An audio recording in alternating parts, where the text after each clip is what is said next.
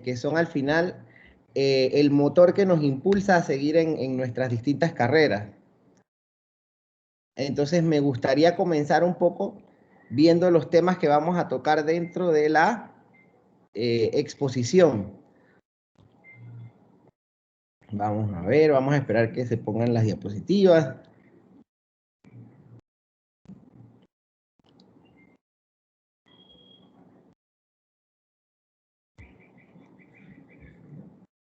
Listo, esa era la pequeña presentación. Como pueden ver, hablaremos un poco de lo que son las generalidades de los pacientes. No todos los pacientes que convulsionan son epilépticos, eso lo veremos más adelante. Veremos un poco de lo que es la epidemiología de la epilepsia, sobre todo en nuestros países de América Latina. Veremos qué tipos de epilepsia existen y cuáles son sus gatillos, sus desencadenantes. Y por último, la parte que nos atañe, que es la principal, que son los cuidados generales para estos pacientes. Pueden poner la siguiente. La siguiente. A mí me gusta siempre iniciar mis presentaciones con un pensamiento, ¿verdad?, que se puede ir desarrollando durante la presentación. En este caso, el orden es el placer de la razón, pero el desorden es la delicia de la imaginación. Es de Paul Claudel. Él es un escritor y poeta francés que pasó parte de su vida viviendo con epilepsia, por lo cual quise traerlo a colación. Es un pensamiento bastante profundo sobre lo que para mí también representa la epilepsia. Entonces podemos continuar. El día de hoy, 26 de marzo, se celebra el Día Mundial de la Epilepsia. Este día está programado para concientizar e informar a toda la población sobre la realidad de esta enfermedad, que afecta a más de 50 millones de personas en todo el mundo y de todas las edades. Y como veremos más adelante, en nuestros países en vías de desarrollo, es donde se ve la mayor cantidad de estos pacientes y tenemos muchas dificultades a la hora de tratarlos, ¿verdad? Por lo que es importante que en nuestros países se hable del tema, ¿verdad?, y se quiten los tabús respecto al mismo, para así eliminar el flagelo en estos pacientes. Siguiente diapositiva. Entonces, ¿estamos hablando de epilepsia o de convulsiones? Bueno. La epilepsia es el trastorno cerebral en el cual la persona tiene convulsiones repetidas durante algún tiempo. Entonces vemos que todos los pacientes epilépticos convulsionan, mientras que no todas las convulsiones son epilepsia, porque una sola convulsión que no vuelve a pasar más nunca no es epilepsia. Las convulsiones son episodios de actividad descontrolada y anormal porque los cambios en el tejido cerebral hacen que éste se encuentre excitable o irritable, ¿verdad? Y esto puede ocurrir sobre todo cuando hablamos de convulsiones en los pacientes en los límites de las edades, entre los 0 a 5 años y los mayores de 70 años, ¿verdad? Mientras que la epilepsia ocurre mayormente entre los pacientes entre los 20 años y los 60 años. Como vemos, son dos bloques completamente diferentes para la presentación de las convulsiones simples versus la presentación de la epilepsia como enfermedad, como tal. Entonces, puedo dar como un ejemplo los niños que convulsionan por fiebre, ¿cierto? Todos conocemos, o la mayoría conocemos, algún niño que haya convulsionado por fiebre. Esto durante su vida inicial, durante los primeros 0 a 5 años. Estos pacientes, pese a que pueden seguir convulsionando con fiebre, ¿verdad? Cada vez que tienen una fiebre o que van a iniciar un nuevo proceso infeccioso, pueden convulsionar. Estos pacientes, para nosotros, no son considerados epilépticos. Y los cuidados para estos pacientes son completamente diferentes a los de un paciente epiléptico. Sigue. Otro pensamiento para ustedes. La entropía es la tendencia natural de las cosas a acabar en caos. Todos nosotros tenemos algo de entropía, ya sea en nuestras habitaciones, en nuestro trabajo, en nuestro entorno, ¿verdad? Y es precisamente la entropía la manera en que yo logro entender la actividad cerebral. la actividad cerebral, si uno la analiza y la ve en un electroencefalograma, se ve algo caótica.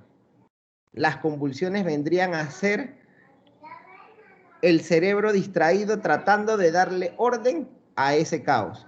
Y eso es lo que causa en estos pacientes entonces los diferentes tipos de, como uno lo diría, las diferentes crisis.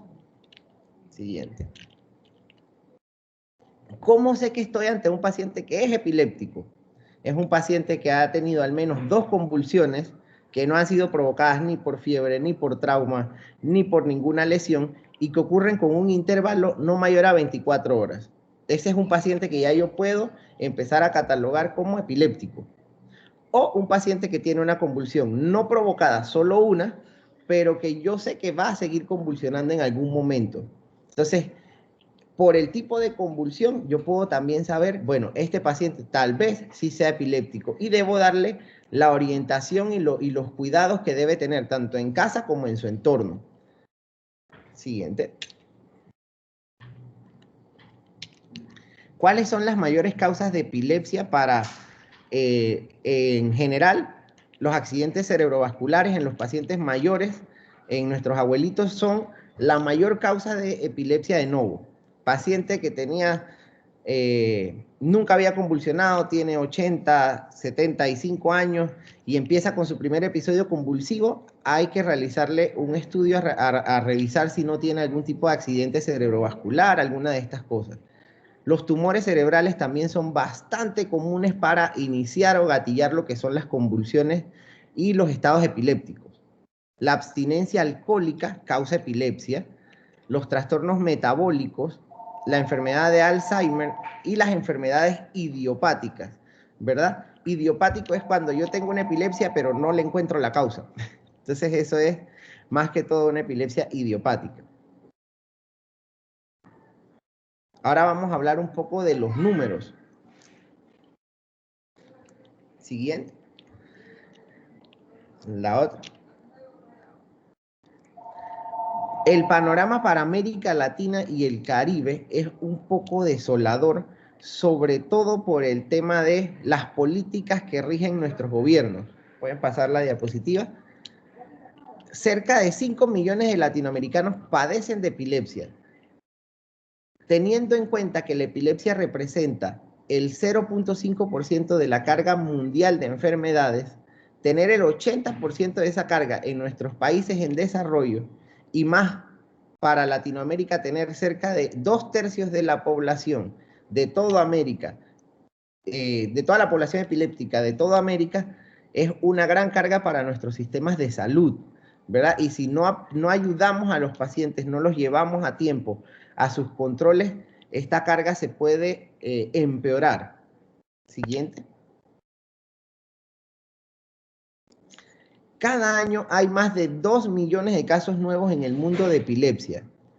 En nuestros países en desarrollo, ¿verdad? Tenemos 1 de cada 100.000 casos de epilepsia, mientras como índice en América Latina es de 1 de cada 100.000 casos de epilepsia mueren. En Estados Unidos, la mitad de esos pacientes mueren, y esto es debido a que ellos tienen un mejor sistema integral de salud y ellos tienen una mayor tasa de población que adquiere los medicamentos, que logra tener su seguimiento, que logra los tratamientos y que por eso logran un mejor control de su enfermedad. Entonces vemos que por cada 2 personas que fallecen en nuestro medio por epilepsia, solamente una fallece en Estados Unidos y Canadá. Eso es un gran avance y es a lo que quisiéramos llegar nosotros como población. Siguiente.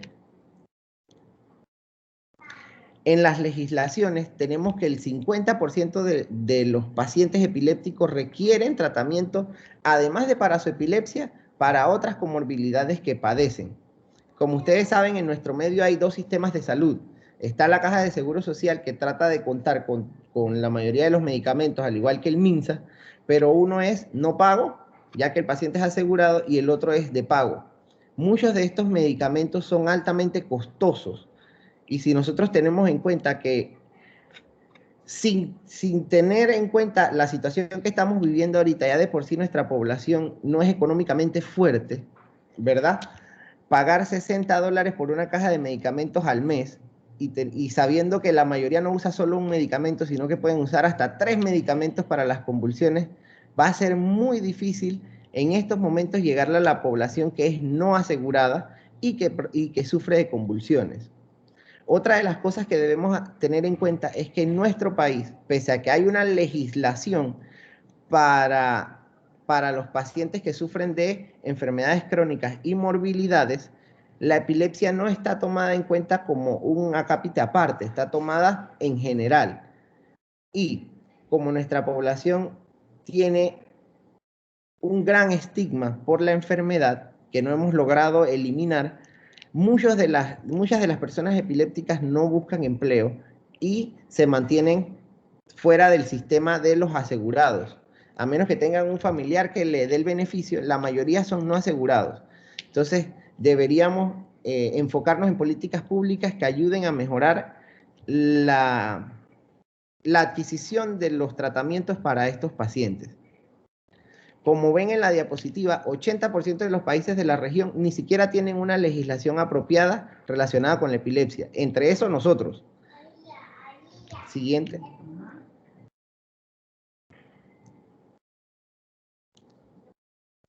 La prevalencia en América Latina, las más bajas se encuentran en Cuba, Uruguay y Argentina, ¿verdad? Que están cercanas a 10%, menor a 10%, y las más altas se encuentran en Guatemala y El Salvador, que pueden llegar hasta un 40-50%, mientras que nosotros en Panamá nos mantenemos con un 20% de prevalencia de epilepsia en nuestros pacientes. Siguiente. Para los tratamientos, como le decía, muchos pacientes necesitan varios tratamientos, pero hay que tener en cuenta que los pacientes epilépticos, el 70% de estos pacientes pueden tratarse con fármacos básicos, mientras que un 30% de estos pacientes van a tener una epilepsia refractaria.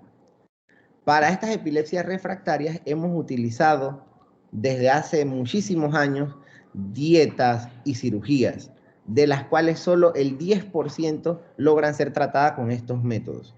Hay otro 20% de pacientes que aún con todas estas intervenciones no van a poder responder al tratamiento y no van a poder controlar su epilepsia. Entonces deben aprender a vivir con sus crisis. Siguiente. Como les estaba diciendo, debemos tratar de asegurar los medicamentos para los pacientes en general que sufren de epilepsia. Si tratáramos al 50% de los pacientes con epilepsia que tenemos en nuestro medio, podríamos reducir la carga por esta enfermedad de hasta un 40%. Y esto es no solo aquí, también a nivel global. Son cifras que se repiten, son cifras que nos ha dado la OMS y la OPS, ¿verdad?, sobre la epilepsia.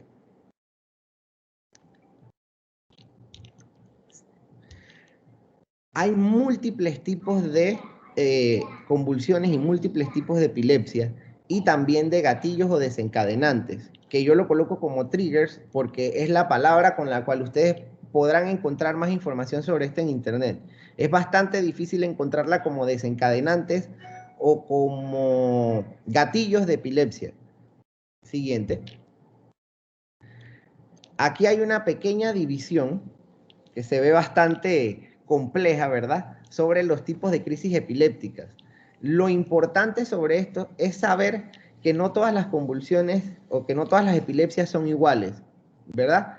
Tenemos unas que solo se dan en una parte del paciente y tenemos otras que son generalizadas. Nosotros estamos más acostumbrados en nuestro medio a decir que el paciente convulsionó cuando todo su cuerpo se ve en movimiento, ¿cierto? Entonces, tenemos que tener en cuenta que no solamente el que convulsiona con todo el cuerpo es el que está convulsionando.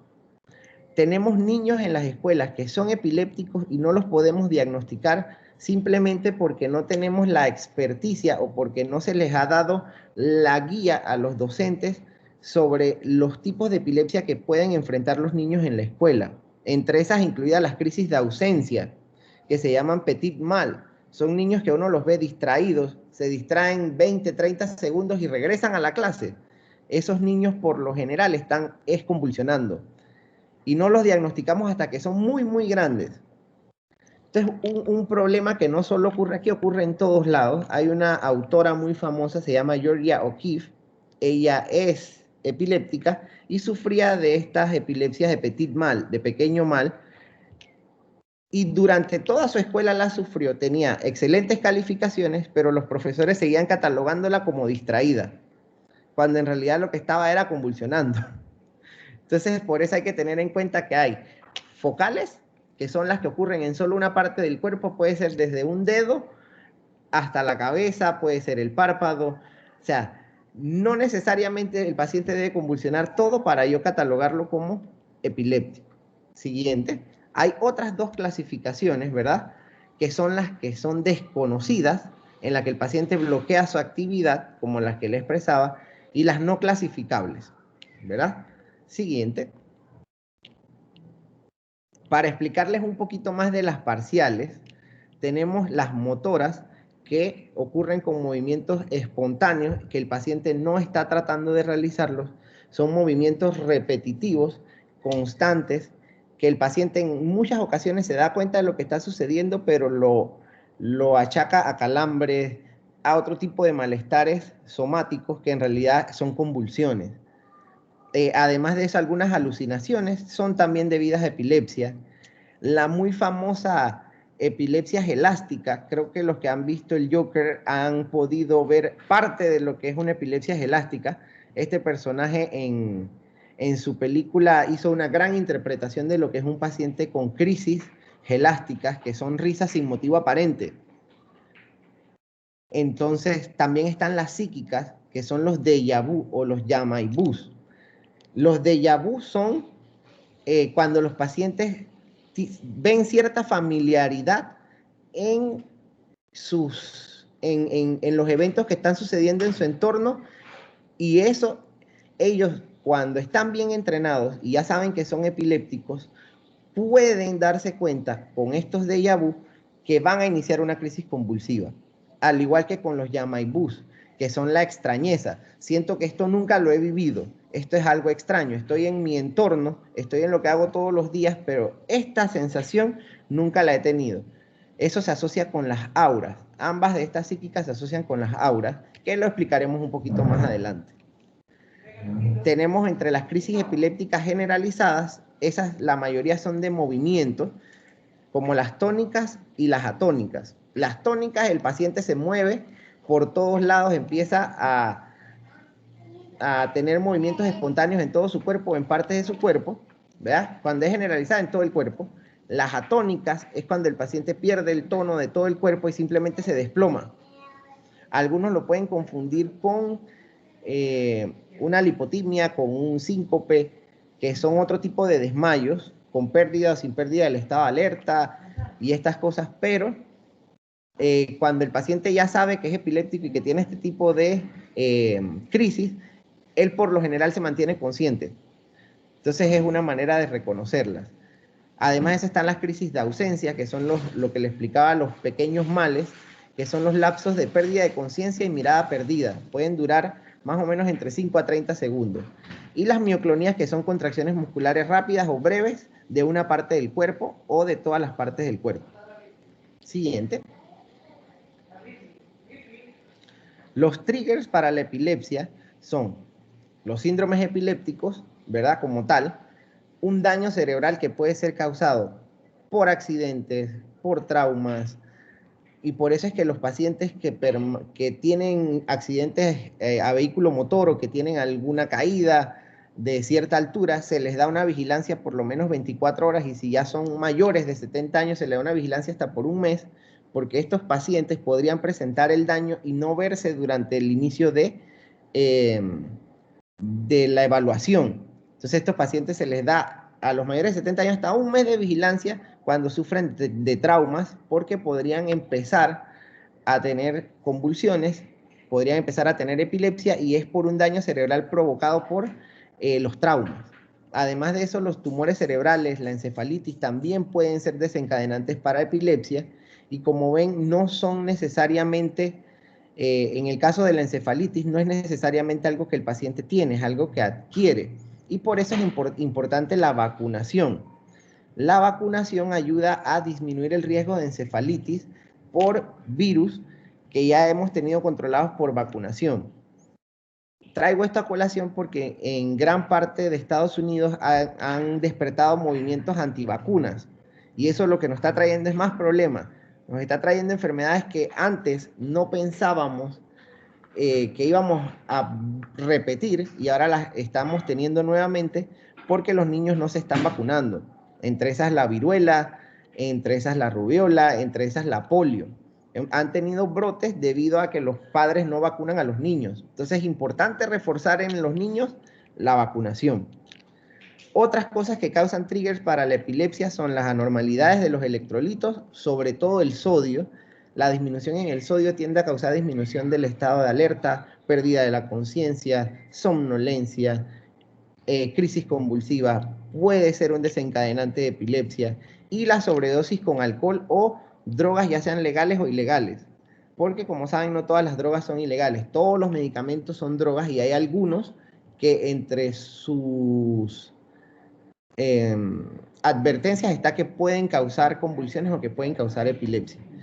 Todos esos medicamentos, que aún siendo legales pueden causar esto, tienen su advertencia y se utilizan siempre sopesando el riesgo versus el beneficio. Siguiente. Esta es una imagen que explica otro tipo de cosas que pueden causar, ¿verdad?, lo que es una convulsión. Perder la dosis del medicamento en estos pacientes, como les explicaba, nuestros pacientes que tienen un nivel socioeconómico bajo, sobre todo, y que se acaban los medicamentos en el MINSA, se acaban los medicamentos en la caja, que los tienen que buscar afuera y no tienen el dinero para hacerlo, son pacientes que están en riesgo constante de sufrir convulsiones y por lo tanto también están en riesgo constante de tener alguna lesión por sus crisis convulsivas o por sus crisis de epilepsia. La falta de sueño también tiende a causar una exacerbación de las crisis epilépticas. Las enfermedades, como le decía, con o sin fiebre, la fiebre en los niños es el gran causante de convulsiones y no están asociadas a epilepsia. El alcohol o el uso de drogas ilegales puede causar también lo que es una crisis epiléptica, saltarse las comidas por una baja cantidad de azúcar. Para nosotros la disminución del azúcar en los pacientes, sobre todo en los pacientes diabéticos, es un problema. El paciente diabético que se salta las comidas puede semejar cualquier enfermedad, incluida un evento cerebrovascular, y en realidad lo que está padeciendo es una baja de azúcar. Puede tener epilepsia o puede tener una convulsión y en realidad lo que tiene es una baja de azúcar. Entonces son pacientes con los que hay que tener mucho cuidado y por eso es que hay que ser incisivos con estos pacientes en que deben comer en los horarios establecidos, no comer menos, no saltarse comidas porque son pacientes que están en riesgo tanto por las convulsiones como por otro tipo de morbilidades. Algunas comidas, las luces brillantes, el estrés puede causar epilepsia, puede causar convulsiones. Hay algunos niños que cuando van a decir charlas en la escuela tienen o síntomas gastrointestinales, o tienen dolor de cabeza, o se enferman, y hay algunos que convulsionan en su salón de clases simplemente por el estrés de una presentación. En las mujeres los cambios hormonales, ¿verdad?, que van sobre todo con los estados de embarazo y menopausia, pueden causar crisis convulsivas. Las medicinas que interfieren con los medicamentos antiepilépticos también, y es por eso que siempre que hay un paciente epiléptico que tiene algún síntoma diferente de su epilepsia, debe acudir a su médico para que le dé tratamiento adecuado, porque hay algunos fármacos que interfieren entonces con el anticonvulsivante y el paciente empieza a tener crisis nuevamente. Mucha cafeína también y el no tomar muchos líquidos, como lo mencioné en los desequilibrios hidroelectrolíticos. Siguiente. Cuidados generales, yo decidí dividirlo, ¿verdad?, en varios escenarios dispares. Y les voy a dar algunas consideraciones generales de los cuidados que se deben tener. en cada uno de estos escenarios. Siguiente.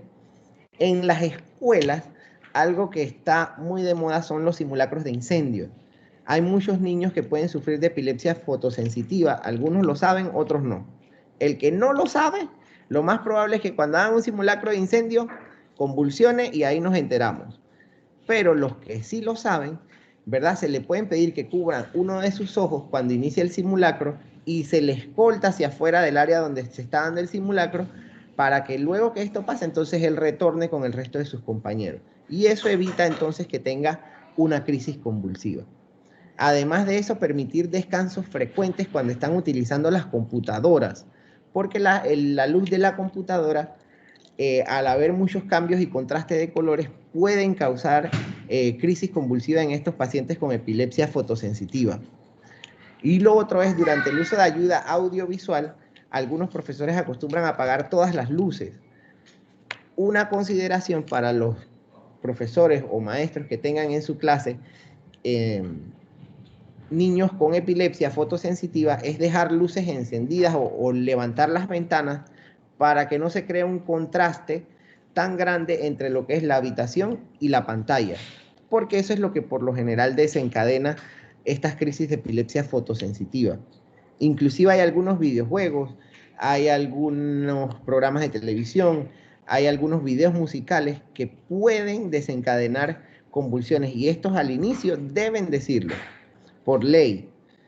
No en nuestro país, pero sí a nivel global, le colocan al inicio del video, este video puede causar convulsiones, para que los pacientes que sufren de este tipo de epilepsia estén anuentes y puedan decidir no ver el contenido. Siguiente. Con el tema del ejercicio, encontré un artículo que se llama Epilepsia y el ejercicio físico para las convulsiones. Este está en PubMed, si no me equivoco. Las convulsiones raramente las desencadena el ejercicio. El ejercicio aeróbico es bastante seguro para la mayoría de las personas con epilepsia e inclusive está recomendado sobre todo para los pacientes epilépticos que además sufren de otras enfermedades.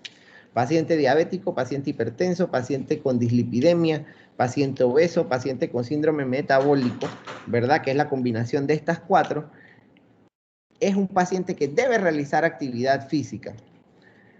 ¿Cómo realizar esa actividad física? Hay diferentes maneras para cada grupo etario, ¿verdad? Los niños tienen una manera de realizar el ejercicio y debe ser sobre todo moderado o ejercicio intenso, más de media hora.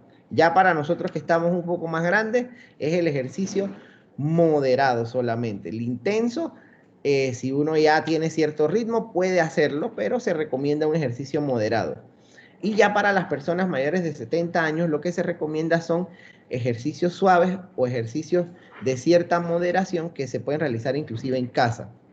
Los ejercicios extremos o los deportes extremos se pueden realizar para los pacientes epilépticos, pero siempre y cuando tengan las precauciones necesarias. Todos excepto el scuba y el paracaidismo. ¿Por qué? Porque son dos actividades que tienden a tener una disminución de la oxigenación cerebral. Y eso es uno de los mayores desencadenantes de epilepsia que existen.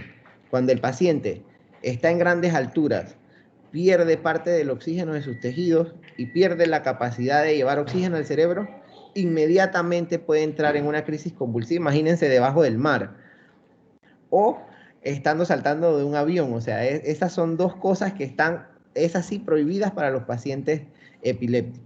Siguiente.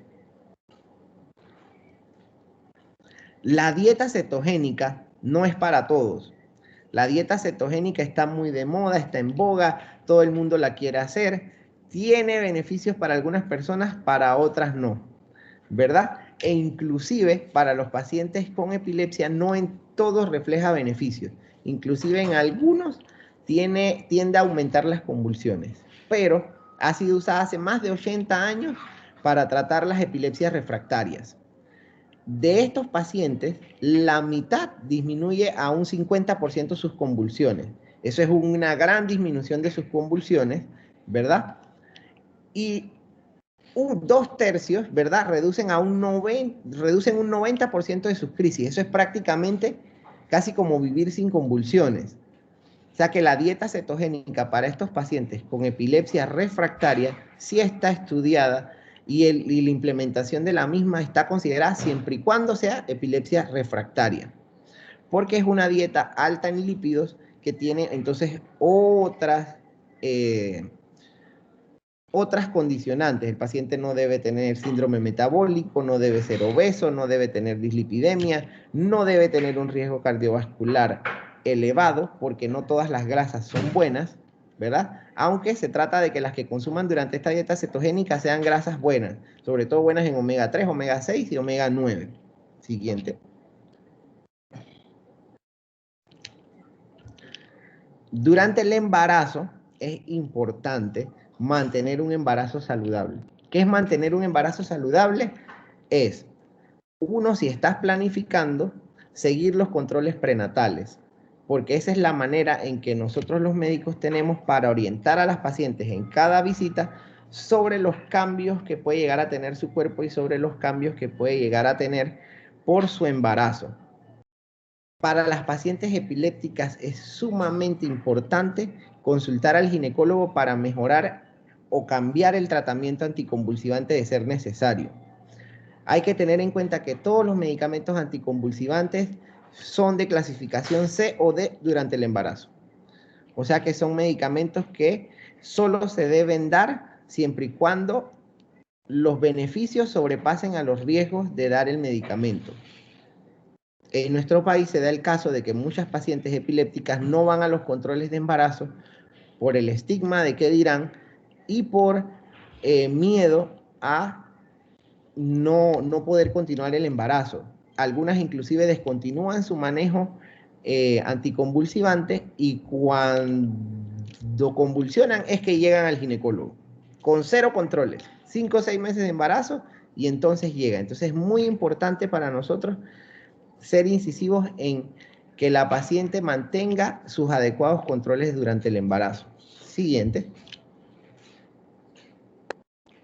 Ahora hablaremos un poco de lo que les decía casi al inicio de la presentación sobre las auras. Al hablar con un paciente epiléptico, muchos de estos pacientes presentan auras. Las auras pueden ser olores, sabores, sonidos, cambios en la visión, pueden tener pensamientos terroríficos, pueden tener los déjà vu, los llamaibús, sensaciones extrañas o placenteras o inclusive una estampida de pensamientos. Y eso es un indicativo de que van a iniciar las convulsiones. Tenemos pacientes que al tener algunas de estas auras, inclusive le dicen a las personas que están a su alrededor para que se preparen, ¿verdad? Para que la persona consiga algo suave donde colocarle la cabeza, para que la ponga en una posición en la cual él pueda pasar su crisis convulsiva de una manera más placentera y sin tener ningún tipo de trauma por el evento. Siguiente.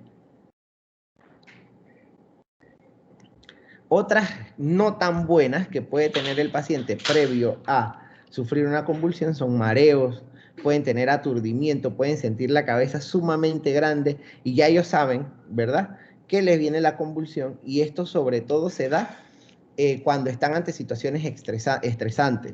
El dolor de cabeza, las náuseas, las mariposas en el estómago, adormecimiento o cosquilleo de alguna parte del cuerpo. Algunos pacientes dicen que se le duermen lo que son las manos y ya ellos saben que cuando esa convulsión viene, así mismo va subiendo el adormecimiento hasta que llega a su cabeza y la convulsión se apodera de ellos. Entonces es importante tener todo este tipo de consideraciones en cuenta para los pacientes epilépticos. Y lo siguiente que les voy a exponer es cómo mantener una casa con buenas opciones para pacientes que viven con epilepsia. Siguiente. En casa, para los pacientes epilépticos, es muy importante no fumar, no encender velas o cualquier fuego cuando estén solos en casa. Esto es porque si llegan a tener alguna crisis con ese fuego encendido, podrían causar un incendio y las consecuencias podrían ser fatales. Además de eso, algunos médicos recomiendan que pongan alfombras peluditas en el cuarto para que si llegan a caer por alguna convulsión, no tengan un trauma tan fuerte. Lo otro es, siempre los muebles deben ser redondos, preferiblemente, o por lo menos, si van a ser puntiagudos, ponerle algo que cubra esa área para que el paciente, si llega a tener un evento convulsivo, no se golpee contra esa área. Además de eso, los patitos en la bañera son espectaculares para evitar resbalones, traumas y estas cosas en todos los pacientes, y en los pacientes epilépticos obviamente también tienen ese mismo fin. El uso del microondas para los pacientes epilépticos es preferible sobre el uso de la estufa, porque si llegaran a tener alguna crisis con la estufa encendida, como les digo, podrían causar un incendio y las consecuencias podrían ser bastante drásticas.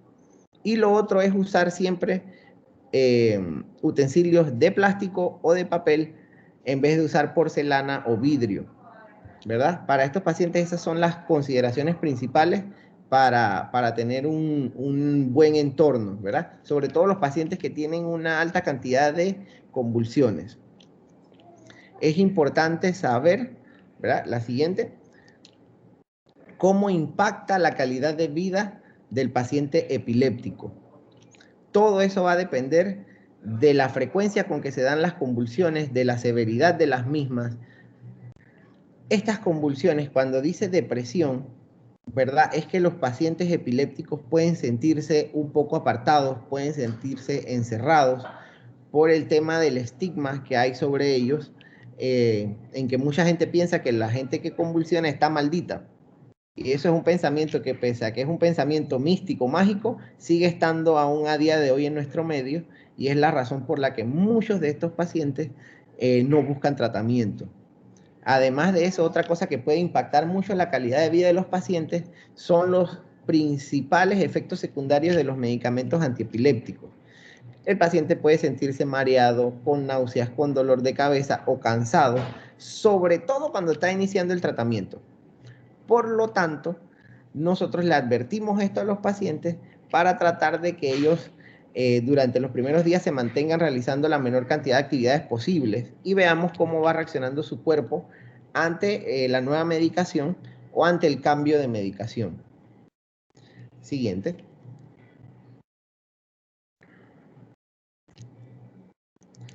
Importante, ¿verdad? Y algo que podemos y debemos hacer con todos los pacientes epilépticos es lograr que descansen al menos sus 8 horas diarias, tiempo que va disminuyendo con la edad, ¿verdad? Como sabemos los pacientes ya cuando vamos creciendo, vamos durmiendo menos. Cuando somos muy chiquitos dormimos 22 horas al día, cuando somos ya muy adultos dormimos 2 horas al día. Y los únicos que no entienden eso son los que viven con nosotros. Porque los abuelos, ¿verdad? Duermen 2 horas y los familiares quieren que el paciente duerma sus 8 horas. Entonces, es un poco difícil hacerle entender el tema del descanso a los familiares, pero uno busca la manera. Entonces, asegurarle el sueño a estos pacientes es primordial. Comer comidas saludables, ejercitarse regularmente, como ven, es una de las principales cosas que ayudan tanto a reducir al estrés como a mejorar las comorbilidades en estos pacientes. Además, los ejercicios aeróbicos dan una mejor oxigenación cerebral y por lo tanto son siempre beneficiosos para estos pacientes. La reducción de estrés con yoga, meditación, cualquiera de estas cosas también ayuda a mejorar la calidad de vida de los pacientes epilépticos. Y sobre todo hablar con un terapeuta, hablar con una persona que esté dispuesta a escuchar, pienso yo, que esté dispuesta a escuchar y que esté entrenada para saber cuando el paciente necesita ayuda. Eso es sumamente importante. Siguiente. Cuando el paciente está en una crisis epiléptica, lo más importante, tanto para nosotros como personal de salud, como para cualquier persona en general, es mantener la calma. Y eso es algo que, por lo general, cuando vemos un paciente convulsionando, no hacemos. Siempre hay que mantener la calma. Eso se gana con entrenamiento y viéndolo muchas veces en realidad. Siempre se deben quitar los objetos peligrosos de alrededor para evitar que la persona se lastime. Se debe colocar algo blando bajo la cabeza para que el paciente no sufra de ningún tipo de trauma. Se debe aflojar las prendas alrededor del cuello. Los pacientes que trabajan en oficina e igualmente convulsionan, que usan corbata, usan corbatín, se ponen todos sus botones de la camisa, esos son pacientes que requieren ese cuidado especial para ellos. Siempre colocar a la persona del lado para facilitar la respiración, ¿verdad? Y del lado preferiblemente con su lado derecho hacia el piso, porque eso ayuda a disminuir la presión sobre la vena cava y mejora la oxigenación. Además de eso, observar la duración de la crisis. No todas las crisis convulsivas son iguales, ¿verdad? Pero es importante saber que una crisis convulsiva que dura más de 5 minutos ya es un estatus epiléptico o puede llegar a convertirse en un estatus epiléptico, y eso requiere de otras consideraciones. Y la número 1 es llamar al 911, que eso lo vamos a ver en otra diapositiva más adelante. Esperar al lado de la persona hasta que la crisis termine, ¿verdad? Y dejarla descansar hasta que poco a poco pasen sus síntomas. Una manera que tenemos nosotros para reconocer si un paciente es epiléptico o solo convulsionó por primera vez es el tiempo que tarda en recuperarse. La mayoría de los pacientes que convulsionan simplemente por algún factor externo y no porque es epiléptico, se recuperan bastante rápido. Mientras que los pacientes que convulsionan y luego de esto pasan bastante tiempo somnolientos, mareados, que uno los ve un poco aletargados, ese paciente por lo general es epiléptico. ¿Qué cosas no hacer? No es necesario darle respiración boca a boca a un paciente epiléptico, a menos que luego de la crisis ese paciente no regrese a respirar. O sea, por un trauma el paciente empezó a convulsionar y luego de eso quedó sin respiración. Ese es un paciente que sí necesita, ya por el tema del COVID, no respiración boca a boca, pero sí necesita lo que es reanimación cardiopulmonar. No intentar inmovilizar a las personas por la fuerza, que eso es algo que se veía muy frecuentemente, ahora con la concientización ha ido disminuyendo. No introducir objetos en la boca de la persona, porque eso puede tanto lastimarlo a uno que está tratando de meterle algo en la boca, como lastimar al mismo paciente. E inclusive si es un objeto pequeño que uno le introduce en la boca, este puede tapar la vía respiratoria. Y lo otro es, mientras el paciente está convulsionando, no darle agua, alimentos, pastillas, nada, porque eso puede ocasionar vómitos, y al tener el conocimiento alterado puede ser bastante peligroso. Siguiente. Como les decía, cualquier convulsión que dure más de 5 minutos es una emergencia médica, porque todo el tiempo que el paciente pasa convulsionando, su cerebro está falto de oxigenación. Entonces eso es algo que deben llevarse de esta charla, que todo paciente que convulsiona más de 5 minutos, uno debe llamar al 911. A veces, cuando nosotros nos toca ser el familiar y no ser el médico, ¿verdad? O no nos toca ser el personal de salud, nosotros tendemos a exagerar los síntomas. Hay que llevar el tiempo con un reloj, porque muchas veces decimos, yo creo que convulsionó como 15 minutos, y en realidad fueron 30 segundos. Pero uno lo ve como una eternidad porque no sabe o no está entrenado en qué hacer cuando el paciente está convulsionando. Entonces es muy importante llevar el tiempo con el reloj. Siguiente. Esto sería todo. Esta imagen, ¿verdad? Se llama Mentes Creadas. Es una autora que también tiene epilepsia, y por lo tanto me gustó traerla a colación. Esa es una pintura que se realizó en el 2008 por Sharon Anderson. Siguiente. Creo que hay una más. No, hasta ahí quedó. Entonces eso sería todo. ¿Tienen alguna pregunta?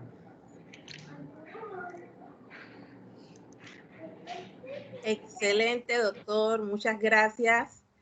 Si alguno de los docentes o de nuestros participantes pues tienen alguna pregunta, pueden hacerla con toda confianza.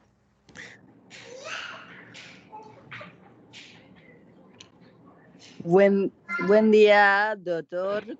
Buenos días. Compañeros, todos. Dios lo bendiga. Bendiciones. Una pregunta, doctor.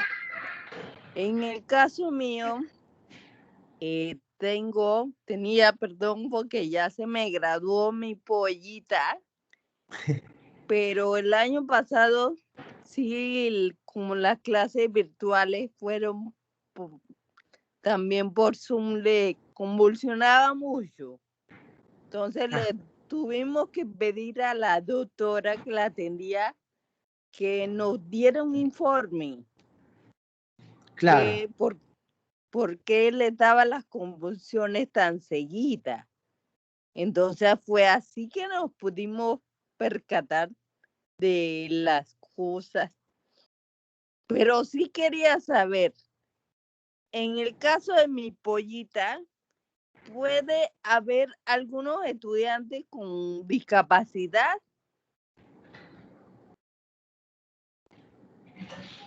¿Cómo así? O sea, estudiantes con discapacidad y que convulsionen. Así mismo es. Claro que sí. Dependiendo del tipo de discapacidad, puede estar o no relacionada a la epilepsia o a las convulsiones. En el caso de ella, ¿cuántos años tiene? Ya 11. Bueno, con 11 años, ¿verdad? Como yo le decía, las convulsiones menores de 5 años por lo general son por fiebre, pero las convulsiones ya cuando el niño sufre, tiene más de 6 años, ya entonces sí necesita estudios como un electroencefalograma para definir el tipo de convulsión y requiere un tratamiento por neurología, ¿verdad? En este caso se le hace la referencia y el neurólogo entonces se encarga de ver cuál es el medicamento que más le ayuda a disminuir las crisis. En este caso estoy viendo que las de ella eran por fotosensitividad, ¿verdad? Las luces eran lo que, por lo general, era lo que le molestaba a ella y era lo que la hacían iniciar las convulsiones. Entonces eso tiene que ver bastante con el contraste que hay en la computadora. Y sobre todo si la habitación que ella usaba estaba oscura, con poca iluminación, eso también podría llegar a empeorarle sus convulsiones. O sea que es importante, como usted vio en la presentación, dejarle siempre luces encendidas, disminuir lo que es el contraste en la computadora o en la televisión para que disminuya un poco estas convulsiones. Ok, aclarado. Gracias, doctor. Listo, a la orden. Doctor, en mensajes tengo una pregunta de la profesora Ángela Barría. Ella pregunta, ¿de qué lado debe colocarse el paciente en el suelo? Hacia la derecha. Esto es porque cuando el paciente se coloca hacia la izquierda, el hígado está muy pesado. Entonces, al ser el hígado muy pesado, él presiona lo que son las venas y las arterias del área abdominal y no permite que el oxígeno regrese de manera adecuada. Y eso es una consideración especial en todos los pacientes y sobre todo especialmente en las embarazadas también. Todo paciente, preferiblemente del lado derecho. Y las embarazadas con más razón del lado derecho porque encima del hígado también viene el útero. Entonces hay que ver hacia qué lado cae el útero. Si cae hacia el lado izquierdo, por lo general no afecta nada. Si cae hacia el lado derecho no afecta nada, pero si cae hacia el lado izquierdo sí afecta lo que son los vasos sanguíneos que se encuentran en esa área.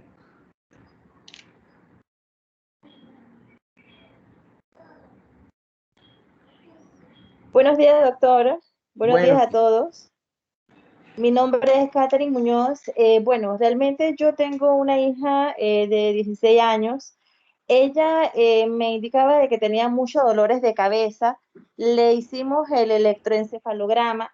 Salió algunos cortos, o sea, lo que me explica el doctor salió con algunos cortocircuitos, algo así.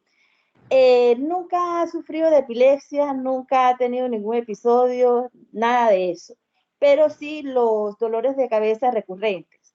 Actualmente el doctor le mandó levetiracetam, que es el medicamento que está tomando una dosis en la noche. Aunque ella no haya tenido ningún episodio de estos, ¿es recomendable este tipo de medicamentos? claro, en este caso ya ella se le hizo un electroencefalograma, o sea que ya estamos viendo en imagen, ¿verdad? Que su cerebro está tratando de buscar el orden. Eso es lo que se interpreta como un corto. O sea, lo normal de un electroencefalograma es verlo bastante desordenado, ver todas las ondas, pero cuando el cerebro hace el corto, empieza a mantener la misma onda en el tiempo. Entonces, puede que no haya tenido manifestaciones como tal de que todo su cuerpo haya convulsionado, pero que parte de su cerebro sí lo esté haciendo. Y por eso se le envió ese medicamento que es el levetiracetam, que son para crisis convulsivas bastante específicas, ¿verdad? Sobre todo unas crisis en las que uno por lo general no se da cuenta, que el paciente tiende a convulsionar solamente una pequeña parte de su cerebro o una pequeña parte de su cuerpo.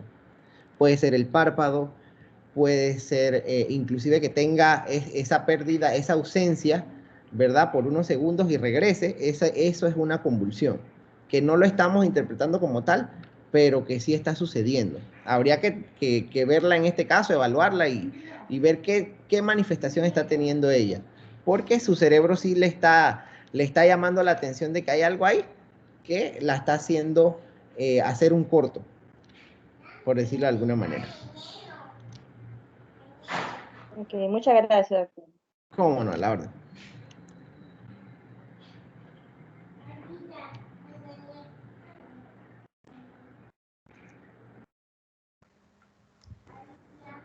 Bueno, Una consulta, doctor. ¿Usted dónde atiende?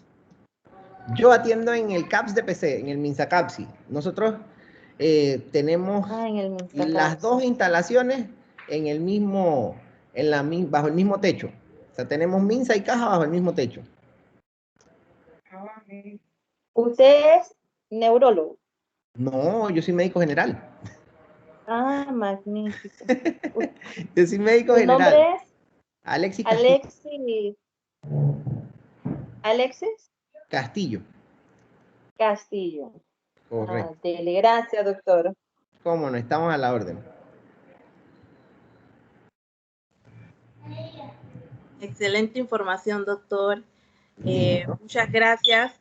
No sé si todavía tienen alguna otra pregunta.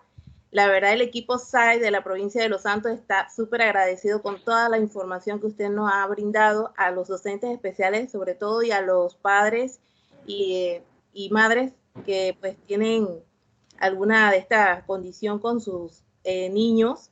Y la verdad que cada una de estas orientaciones que usted nos ha dado, la vamos a tomar en cuenta todos. No sé si alguien del equipo quiere también agradecerles al doctor.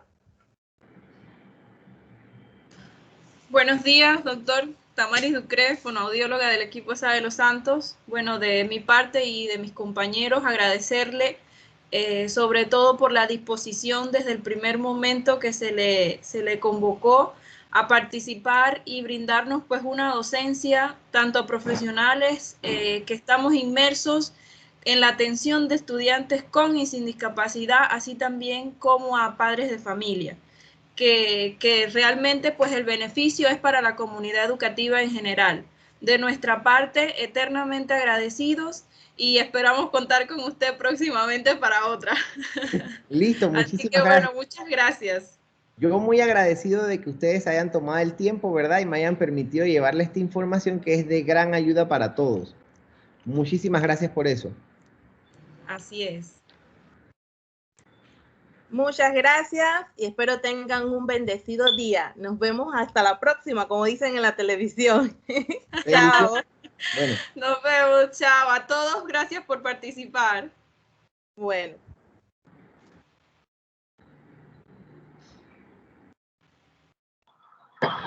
Gracias.